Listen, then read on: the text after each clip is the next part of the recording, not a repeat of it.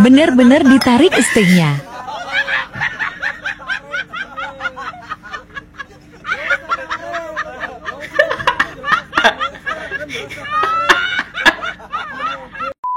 Kalian pasti pernah melihat banyak sekali orang di sosial media, baik TikTok, YouTube, Instagram, Facebook, dan sebagainya, yang jualan tapi jualannya dengan marah-marah. Nah, tapi dengan marah-marahnya itu, tapi banyak yang beli, banyak yang laku, banyak yang kejual gitu loh. Nah, jadi sebenarnya konsepnya itu gimana sih? Bagaimana bisa jualan dengan marah-marah tapi malah laku, malah banyak yang beli? Nah, sekarang kita akan lihat dulu beberapa contoh video yang jualan dengan marah-marah. Gorengnya suwi ya. Oh, Matamu setengah mateng ya. Mateng-mateng gasnya berantai kok. Ayo mari. Goblok kowe. Goreng suwi. tuh pelanggannya malah ketawa kan? Ya kan? Pelanggannya malah ketawa padahal dia ngomong kasar, dia ngomong, tapi pelanggannya ketawa. Oke, selanjutnya penjual somai yang satu ini. Kabel Telkomnya pucet banget lagi, pucet banget. Lu jangan nyolot juga bang, beli somai 4.000. Lah terus gue pembeli, muka lu lebih nyolot, jelek banget. Nih, muka lu nih kayak ujung payung nih, jelek banget samain dah. Tuh. Jangan songong, emang juga emang sih, iya. Jangan ngina gua. Lah, ya emang somai lu kagak enak ngapain? Somai gua. Lu datang-datang beli somai berapa? Lu punya duit bang? Punya, pembeli mah raja bos. Iya, no kata gue pembeli raja jangan sampai lu. Ya, tapi kan lu belinya jangan begitu juga bang, pakai bahasa yang enak. Lu jangan nyolot muka lu. Lu yang nyolot, lu gua gulung lu. Lu tai lu. Oke, kayak gitu. Kita lihat satu lagi. Ini adalah es teh tarik. Es teh tarik. Es teh. Iya. Es teh. Es teh apa? Mau pesen apa? Es tarik. Eh? Es teh gelem mobil ora? Eh? Lah gelem mau tarik ini lho, Mas. Bener-bener ditarik stingnya.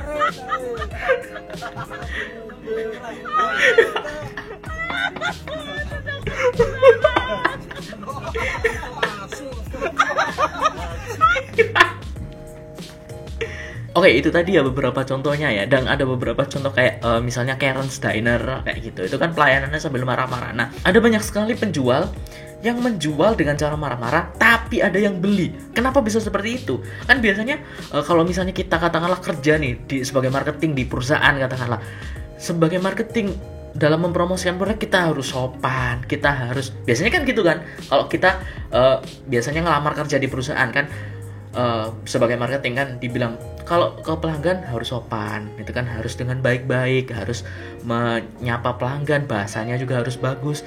Tapi ini penjual-penjual ini malah mereka kasar, malah mereka bahkan ada yang ngehujat ininya kan, ngehujat pelanggannya kan, tapi mereka laku dan pelanggannya ketawa-ketawa aja. Nah, sebenarnya apa sih yang metode apa sih sebenarnya yang dipakai?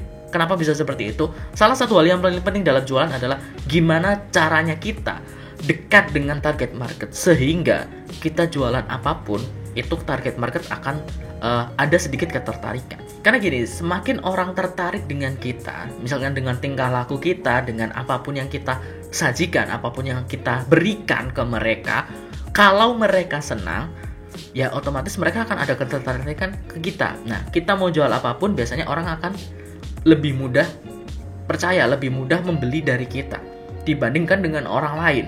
Kenapa? Karena kita memberikan sesuatu, ya.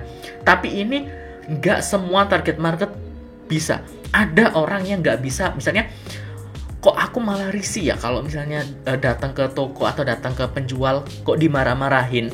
Aku kok malah nggak enak, aku malah nggak suka. Ada orang yang seperti itu? Ada. Oke, ada. Apakah ada orang yang malah menjadi semakin menjauh? Ada. Malah semakin kayak semakin gak tertarik, semakin kok kayak gitu sih. Ada orang yang gitu, ada.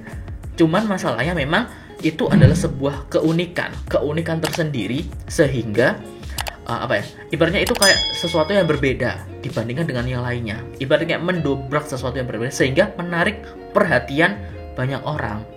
Tidak harus dengan marah-marah, bisa jadi dengan katakanlah punya tingkah laku unik, punya sesuatu yang lucu, punya pokoknya hal-hal yang membuat orang itu tertarik.